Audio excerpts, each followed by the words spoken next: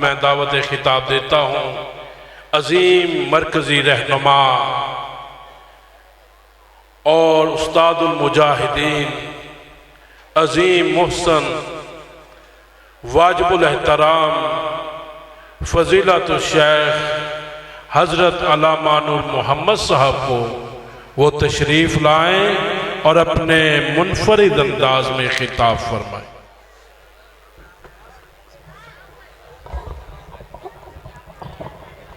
अस्सलामु अलैकुम वरहमतुल्लाहि वबरकातुहू।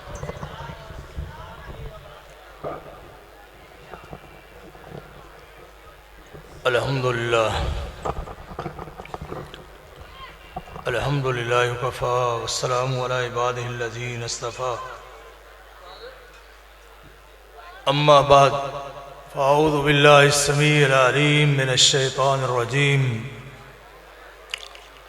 फ़ख़लफ़ मिन बादिहिम ख़ल्फ़ुन अज़ाउस्सलात वत्तबउश्शहवात फ़सौफ़ यल्क़ौन ग़य्या। मेरे वाजिबुल एहतराम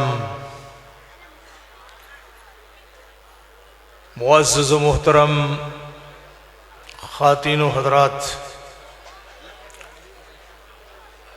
उलमाए कराम और मेरे काबिल कदर अज़ीज़म तलबा इज़ाम, मेरे ज़िम्मे वो मौजू लगा है जिसको हम मौजू नहीं समझते।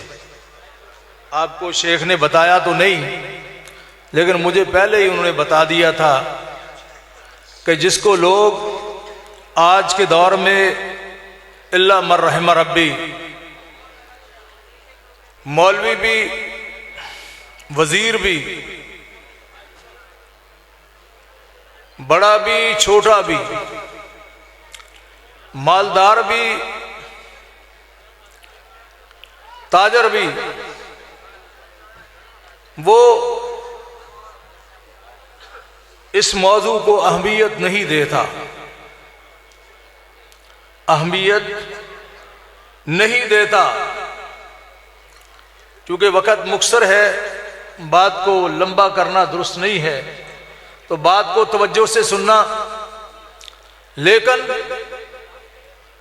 अगर इसको अहमियत नहीं देंगे तो मामला मुश्किलों में पड़ जाएगा।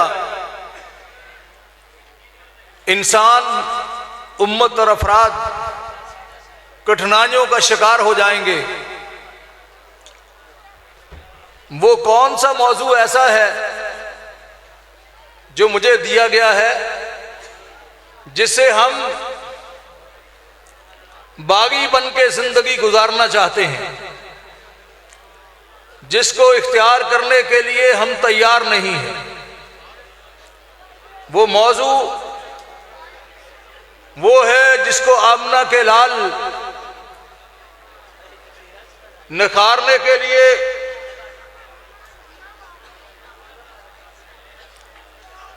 और अमल करने के लिए, आवाज नहीं आ रही, आ जाएगी आवाज आ जाएगी।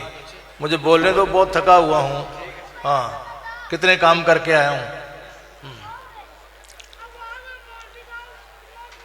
मुझे किसी तरफ चढ़ने दो, फिर मैं बताता हूं आपको आवाज आती कि नहीं। आ जाएगी इंशाल्लाह। हाँ,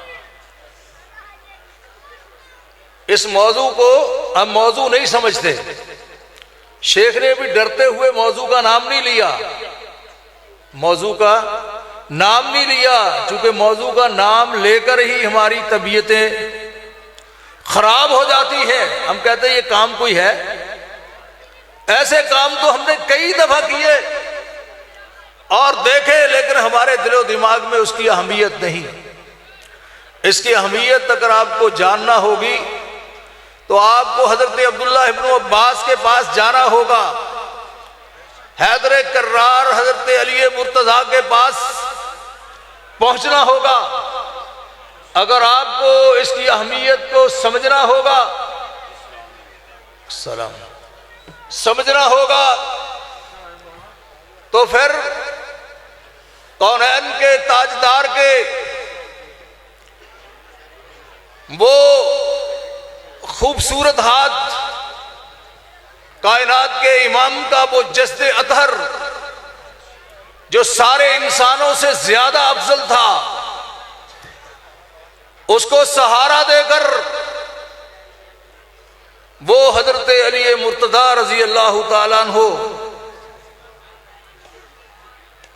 आपको अल्लाह के घर में ले जाते हुए दिखाई देंगे।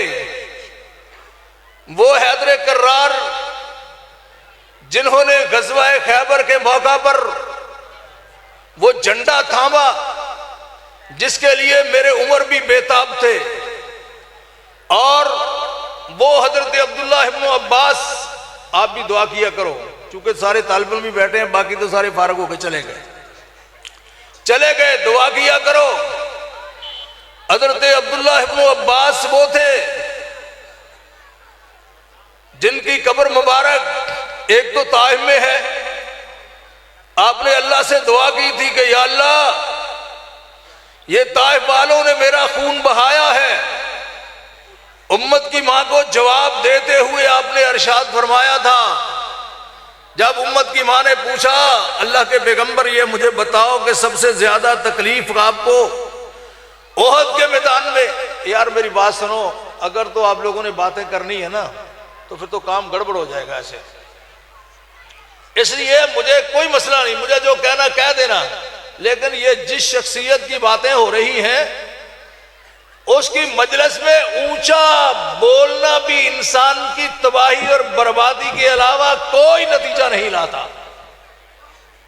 आपको पता नहीं है कि ये गुफ्तगू किसके बारे में हो रही है, आपने तो आगे बढ़ना है, हम तो बातें सुनने के लिए भी तैयार नहीं है। उम्मत की मां ने फरमाया, अल्लाह के रसूल सल्लल्लाहु अलैहि वसल्लम मुझे बताओ आपको ओहद के मैदान में सबसे ज्यादा तकलीफ पहुंची है? सबसे ज्यादा? आप फरमाते हैं ऐसा नहीं, ओहद के मैदान में नहीं, ओहद के मैदान में आपके ये अनियाब दांत इसको कहते हैं, ये शहीद कर दिए गए। आपकी पेशानी पर खोद लगा, सहाबी अपने दांतों से खींचने लगे, उनके भी दांत शहीद हो गए।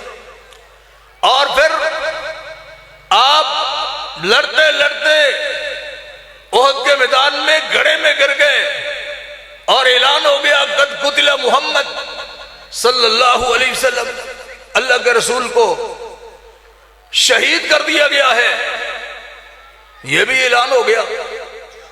तो आपसे उम्मत की मां पूछती है, अल्लाह के रसूल ये तो बताओ कि सबसे ज्यादा आपको तकलीफ कब पहुंची, कब? तो आप इरशाद फरमाते ऐसा मुझे तकलीफ ओहद के मैदान में नहीं, मुझे सबसे ज्यादा ताइफ की बस्ती में तकलीफ पहुंची। जब दुश्मन मुझे मारता था, मेरी पेशानी से खून बहकर मेरे जूतों में पहुंच रहा था और फिर मेरे पांव जूतों के साथ चिमट रहे थे, मैं बेहोश होकर जमीन पे गिरता था, मुझे फिर दुश्मन उठाता था, उठा के फिर मुझे मारता था। कहा सबसे ज्यादा अपनी जिंदगी में मैंने मार उस वक्त खाई।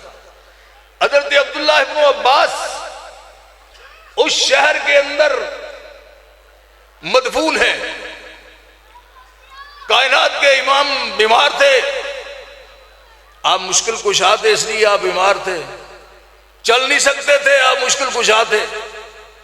बहरहाल ये मेरा मौजू नहीं, जो मौजू मुझे दिया मैं उसी में ही बात करूंगा। कायनात के इमाम को देखा कि आपसे घर से, और आप जानते हैं अल्लाह आप सबको मस्जिद नबी भी दिखाए और अपना घर भी दिखाए, और आपका मिंबर जिस पे आप खड़े होकर खुतबा इरशाद फरमाते थे वो भी दिखाए, और जिसमें सहाबा आपके गिरद चार दीवारी बनाकर खड़े होते थे, आपसे तरबियत हासिल करते थे, वो जगह भी आपको देखना नसीब फरमाए।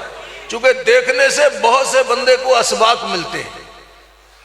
जब बहता हुआ खून नजर आता है और लड़खड़ाते हुए मुश्किल कुशा वो खुद कुछ नहीं कर पाते,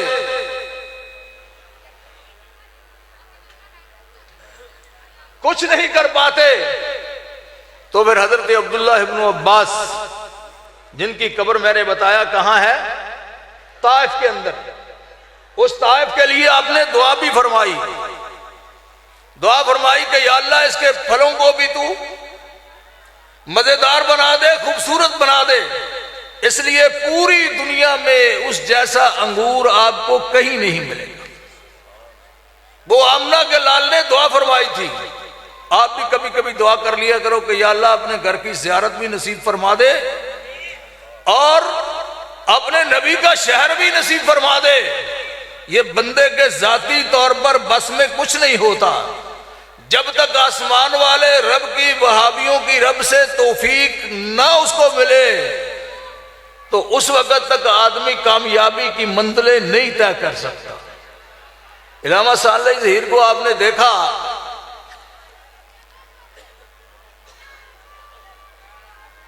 कि 1987 के अंदर किला लक्ष्मण में मेरे उस्ताद थे, अल्लाह उन पर अपनी खुसूसी रहमतें नाजिल फरमाए।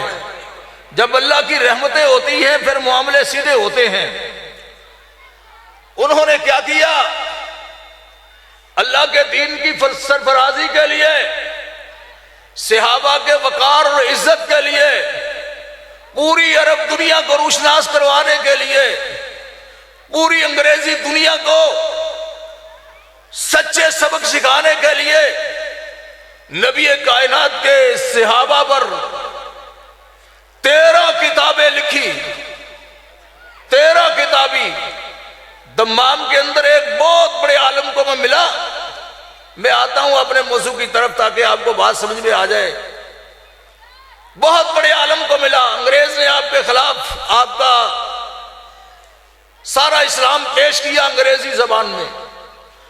चूंकि दुश्मन जो है वो घेर घेर के मुसलमानों को मारता है, घेर घेर के वो लाकर मुसलमानों की तहजीबों को तबाह करता है।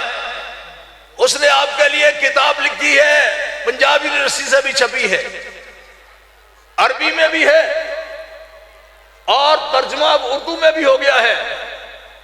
अंग्रेजी के अंदर तो पहले ही मौजूद थी। उस बुजुर्ग ने वो किताब लिखी, वो 23 जिल्दों में अंग्रेजी भी उस किताब का जवाब दिया। मैं दम्माम में, मुझे किसी ने उनके पास भेजा कि जाओ, बहुत बड़े आलम हैं सऊदी अरब के बंदर के पास, उनके पास जाओ और उनको मिलकर आओ, मिलकर आओ। मैं उनके पास जब पहुंचा तो होती रही, अपनी किताब के बारे में बताते रहे कि अंग्रेज ने हमारे साथ ये किया, फलां ने हमारे साथ ये किया, हमारे साथ ये किया। बताते बताते तो मैंने एक इलामा साहब की किताब का जिक्र किया, इलामा सालेह ज़हीर रहमतुल्लाह अलैह की किताब का, कि उन्होंने एक किताब लिखी है इस्माइलिया। ये शियों का फिरका है, शियों का फिरका। पहले ये नमाज पढ़ते थे, अब नमाज नहीं पढ़ते। ये बहन से भी शादी कर लेते हैं और बैतुल्लाह के हज के लिए नहीं जाते। और बेशुमार, ये मेरा मौजू नहीं है, बहरहाल बताया कि उन्होंने इस्माइलिया पर इतनी बड़ी किताब लिखी है। ये पहले नमाज पढ़ते थे, फिर नमाज छोड़ दी। कौन? इस्माइली शिया का फिरका। ये पहले नमाज पढ़ते थे, उनमें से कुछ लोग मुसलमान हुए, उन्होंने नमाज पर किताब लिखी जिसको इस्माइली नमाजी, इस नाम से किताब लिखी।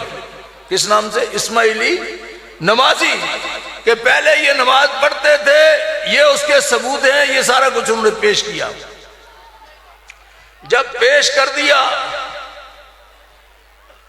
अल्लाह अकबर कबीरा, नमाज पढ़ते थे। अब हाँ भाई, मुसलमान भी ये कह दूं कि पहले नमाज पढ़ते थे। मेरा मौजू तो ये है ना, ये मेरा वक्त तो ऐसे ही खत्म हो जाना है। पहले ये नमाज पढ़ते थे, अब ये सब गोल हो गए हैं। 100 में से 3 बंदे नमाज पढ़ते हैं। बहरहाल मैं आपको वो बताता हूं, पहले बात मुकम्मल कर लूं। अल्लामा सानवी ज़हीर की ये किताब इस्माइलिया, उस बड़े आलम और मुसन्नफ को जिसने पूरे अंग्रेज को चने चबा दिए, वो फरमाने लगे, बेटा इतनी बड़ी किताब इस्माइलियों पर लिखी का तारीख में मैं किसी शख्स की, किसी मुसन्नफ की, किसी मुअल्लफ की, किसी की किताब ये इतनी बड़ी किताब नहीं देखी। मेरे लिए वो किताब मुहैया करो, मुझे वो किताब दिखाओ, किताब दिखाओ। अब दिखाना भी है, तुम गाफिल हो, मेरे समाज हम सारे गाफिल हैं। दुश्मन को जब पता चला कि हमारे ऊपर इतनी मोटी किताब लिख दी है, उन्होंने न सऊदी अरब में, न पाकिस्तान में, न इराक के अंदर, न ईरान के अंदर, और न उन शिया मुल्कों के अंदर जहां वो किताब छपकर पहुंची थी, एक किताब भी दुश्मन ने नहीं छोड़ी। वो सारी किताबें लेकर उनको, किताबों को आग लगा दी, आग लगा दी। और आप और मैं, हम सब गाफिल हैं। दुश्मन आपकी एक एक बात के पीछे, एक एक बात के पीछे है। आपने देखा कि इंडिया में भी आपकी 4000 के करीब मसाजिद गिरा दी गई, और आपको यह भी पता है अतातुर्क ने बड़े बड़े सेंटरों को वो बुराई के अड्डों में तब्दील कर दिया। मुझे नाम लेते हुए भी शर्म आती है। हम मुसलमान उससे भी गाफिल, उससे भी गाफिल। लेकिन जैसे उन लोगों के यहां अल्लाह ने बंदे को भेजा कि उस सारे सेंटरों को खत्म करके उसने अल्लाह के दीन के लिए काम किया, इतनी बड़ी बड़ी मसाजिद तामीर कर दी, और इतने बड़े बड़े सेंटर इस्लाम के लिए कि कोई शहर खाली नहीं जहां लाइब्रेरियां नहीं बना दी, और कोई पहाड़ खाली नहीं जहां बेपनाह बड़ी बड़ी मस्जिदें तामीर कर दी। अल्लाह अकबर कबीरा। तो अल्लामा सानवी ज़हीर की मैं बात आपको अर्ज कर रहा था, उसने 13-14 किताबें सिर्फ शिया हजरात पर लिखी, और उन पर भी जो पहले नमाज पढ़ते थे लेकिन बाद में वो नमाज छोड़ गए, नमाज छोड़ गए। अब अबू बकर साहब ने मेरी भी ड्यूटी लगाई कि आप भी शेख साहब एक बात करो, हमारे अंदर न मौलवी नमाज पढ़ता है अल्लाह की कसम, ना नौजवान नमाज पढ़ता है अल्लाह की कसम, ना बाएं बहनें नमाज पढ़ती हैं, न जिम्मेदार नमाज पढ़ता है, और सारे ही ऐसे इल्ला मन रहम रब्बी, चंद लोग ऐसे हैं जो अल्लाह की तरफ झुकते हैं। मैंने कहा, मैं आपको बात बता रहा था कि आमना के लाल की, आप बीमार हो गए हैं, ये आपको कंधों का सहारा देकर 2 शख्सियतें, हजरत अब्दुल्लाह इब्न अब्बास और हजरत अली मुर्तजा रजी अल्लाह ताला अन्हु ने कंधों का सहारा देकर आपको मस्जिद के अंदर, मस्जिद नबी के अंदर ले गए, जिसके सतून गिनना मुश्किल है, जिसके सतून गिनना, जो अपने हुस्न जमाल में लाजवाब है। अल्लाह आप सबको वो अपने इस नबी की मस्जिद को देखने की तौफीक नसीब फरमाए, और आपके लिए अल्लाह राहे हमवार फरमाए। उस मस्जिद के अंदर आपको कंधों का सहारा देकर आप अपने पांव को घसीट कर मस्जिद के अंदर तशरीफ ले गए। क्यों भाई, हमें तो नमाज की जरूरत ही नहीं, आपसे बड़ा कोई है?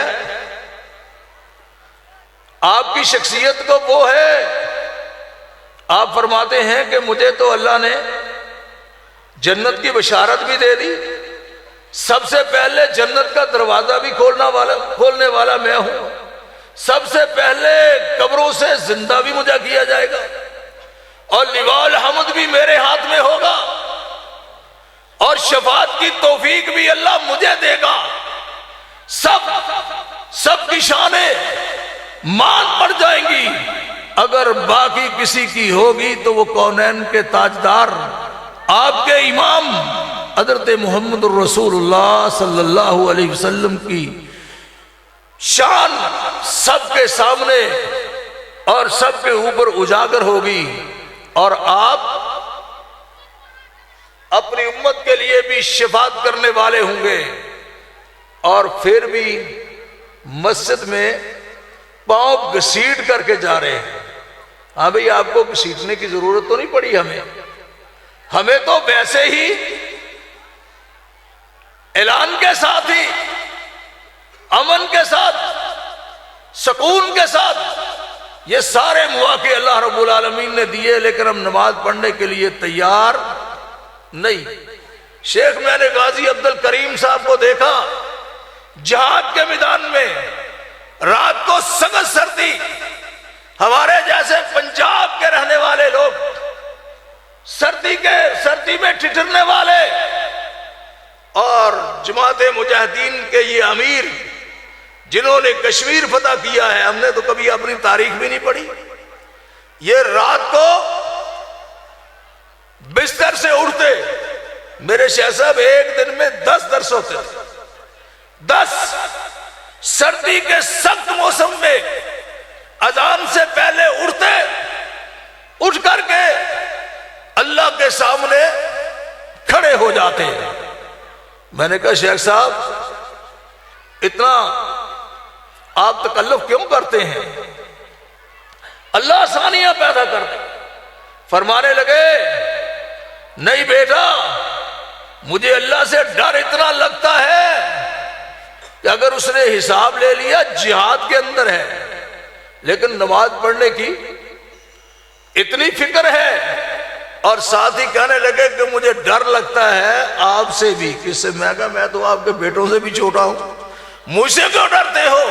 कहते हो मुझे इसलिए डर लगता है कि कहीं आप मुझसे पहले उठ के जो है अल्लाह के सामने न खड़े हो जाए, मुझे इसलिए डर लगता है। शेख ज़फरुल्लाह साहब रहमतुल्लाह अलैह जमाते मुजाहिदीन के नायब अमीर थे, जिन्होंने जामे अबी बकर बनाया है। मेरी जिंदगी का एक बड़ा हिस्सा उनके साथ गुजरा है।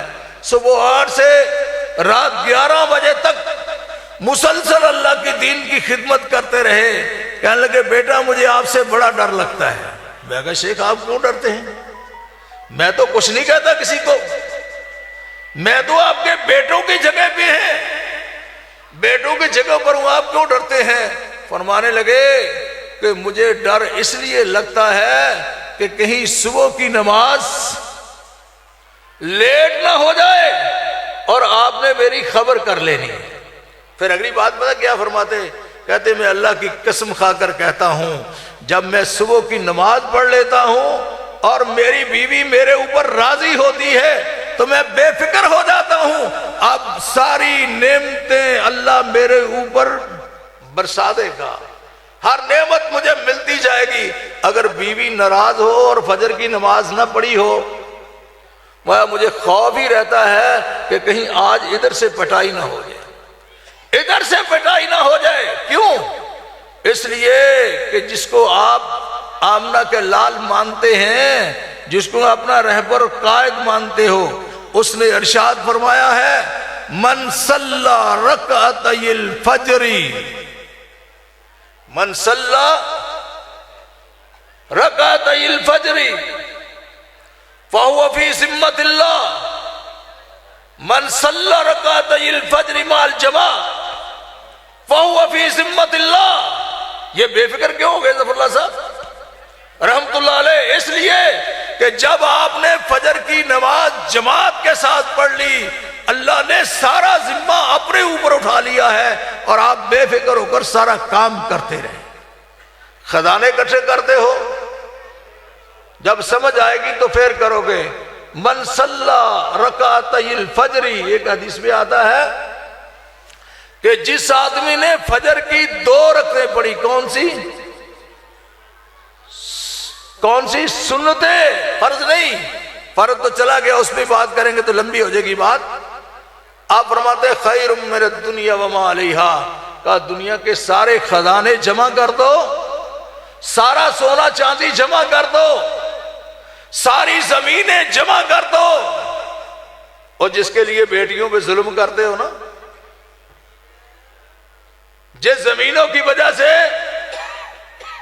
बहनों के हिस्से खा जाते हैं, कहते जी ये बहन ने मुझे लिखा दिया, बहन ने जो है ना भाई समझ के मुझे लिखा दिया, तो तू भाई तो ताकतवर है, तू बड़ा है, तू लिखा खा बहन के साथ, ये भाई क्यों नहीं लिखा सकता? बहन ही सारी भाई को लिखाती है। नहीं भाई, अल्लाह ने कायनात के इमाम की जबान से ये बयान फरमाया, खैरुम मिन दुनिया व मा अलैहा, लोगों 2 रखते सुबह की, ये दुनिया की सारी नेमतों से ज्यादा है। इस जमीन के ऊपर जो नेमतें हैं उससे ज्यादा इसका अजर है। कभी सोचा आपने? कभी पढ़ के तो देखो।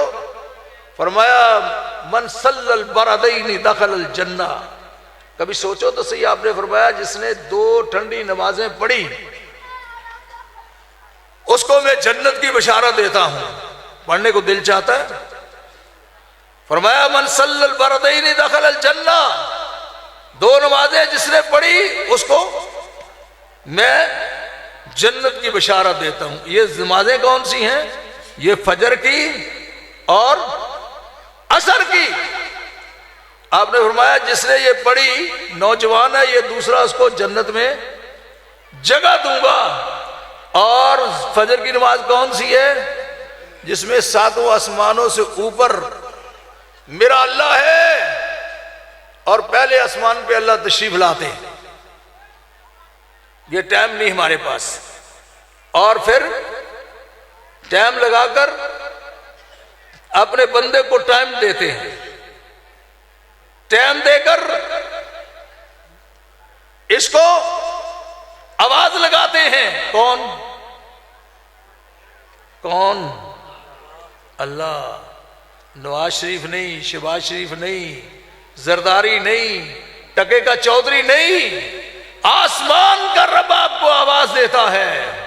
हल मिन साइलिन, कोई है इम्तिहान से पास होना चाहता है, कोई अपने फकर को मिटाना चाहता है, कोई दुनिया में इज्जत चाहता है, कोई दुनिया में शोहरत चाहता है, कोई आखिरत में जन्नत का तालिब है। ये सारी बातें तुम जितनी कहनी कह लो, माया कि मैं रब देने के लिए बैठा हूं। ये रब जो कुल्ली शैइन कदीर है, जो फाअलु लिमा युरीद है, और वो इतना बड़ा रब है कि पूरी कायनात का मालिक है। वो खुद सदा लगा के कहता है, वो सुबह जब फजर की नमाज पढ़ते हो तो वो गाफल नहीं होता। उस वक्त वो उन फरिश्तों से जिसकी निगरानी में आपको नमाज पढ़ाई जाती है। कितने फरिश्ते हैं? कितने फरिश्ते हैं जो आपकी निगरानी करते हैं? कोई बंदा एक मुझे बता दे। एक वक्त में 4 फरिश्ते हैं, दूसरे वक्त में फिर 4 फरिश्ते हैं, और हर फरिश्ता 12 घंटे ड्यूटी देता है। कितनी? 12 घंटे ड्यूटी देता है। और दयानतदार इतने हैं कि उन्होंने PhD किए हुए हैं, MBA किए हुए हैं, सारी रियाजी जानते हैं। दयानतदार इतने हैं कि किसी के साथ खयानत करते नहीं।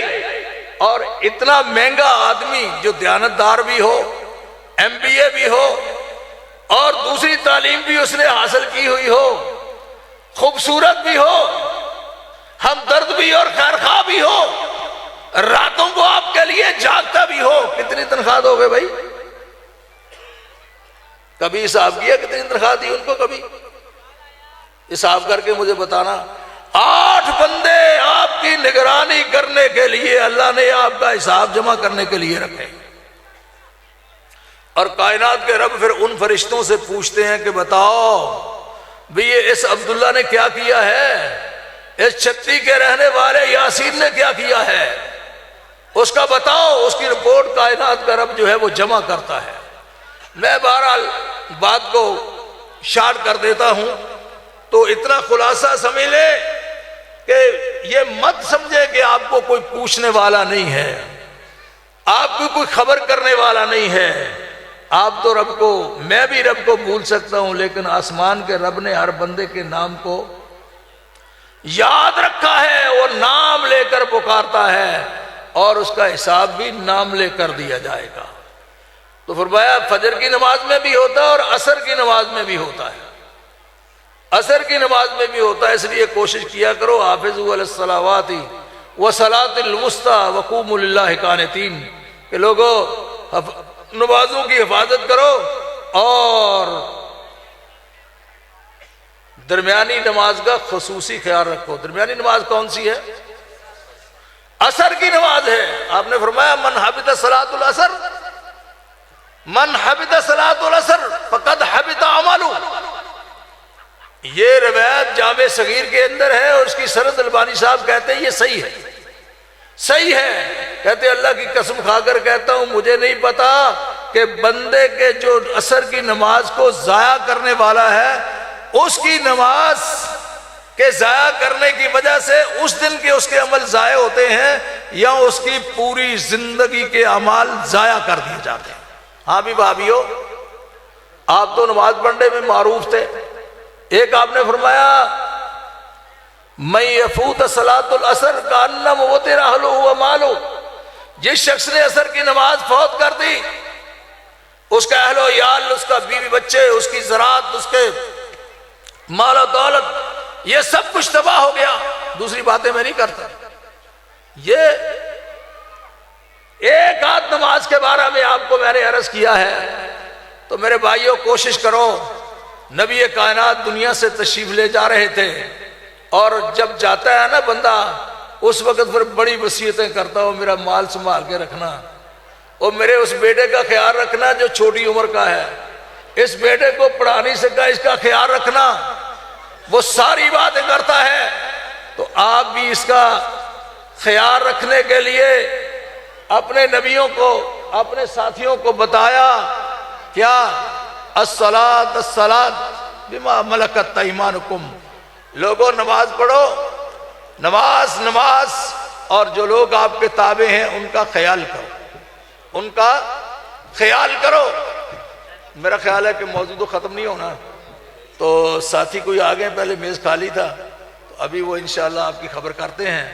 मैं तो खबर नहीं की, मैंने तो सिर्फ इतनी बात की है कि भाई नमाज पढ़ लो तो आपका फ़ायदा होगा, वरना जन्नत में बैठे हुए आदमी भी सवाल करेंगे, फिर वहाँ जो खजालत होगी ना वो बड़ी मुश्किल है। जन्नत में आदमी बैठे हुए होंगे और कुछ लोग जहन्नम की वादी में जर रहे होंगे, अल्लाह हम सबको महफूज फरमाए। वो जन्नत में बैठे हुए, ये नहीं कि उनकी आवाज आप तक ना पहुंचे, और जहन्नम वाले ये नहीं होगा कि वो आग की लपटों से खत्म हो जाए, वो तबाह हो जाए। फरमाया नहीं होगा, ला तुम की वला तदर, ना उनको जहन्नम की आग छोड़ेगी ना उनको बाकी रखेगी। ला यमूतु फिहा वला यहया, ना जिंदगी मिलेगी ना मौत आएगी, दरमियान में तड़पते रहेंगे। तो अहले जन्नत सवाल करेंगे, हाँ भाई वहाबियो मा सलककुम फी सकर, तुम्हें जहन्नम की वादी में कौन ले आया? ये सुना है ना मौलवियों से, बहुत सुनी है आपने। कहेंगे क़ालू लम नकुन नुसल्लीन, हम नमाज नहीं पढ़ा करते थे, वलम नकुन नुतिमुल मिस्कीन, हम मस्कीनों को खाना नहीं खिलाया करते थे, व कुन्ना नखूज़ माल खाइसीन, हमारी जिंदगी फजूल बातों में गुजर जाती थी, व कुन्ना नुकज़्ज़िबु बियौमिद्दीन, हम आखिरत के दिन को जुटलाते थे। अगर आखिरत पर यकीन हो तो मैं कसम खाकर कहता हूं, कोई बंदा नमाज छोड़ सकता इसका मन है आखिरत पर भी हमारा ईमान। इसलिए नबी कायनात ने 13 साल लगाए तो ही समझाते हुए और आखिरत की फिक्र दिलाते हुए। और जिनको फिक्र होती है तो फिर वो नमाज छोड़ने के लिए कोई तैयार नहीं होता है। तो कुछ मसले भी थे वो हम छोड़ते हैं, चूंकि अबू बकर साहब भी थक गए हैं और वो खड़े हो गए हैं, तो मैं इजाज़त चाहता हूँ। जज़ाकल्लाह खैर, बारकल्लाह फीकुम, शुक्र।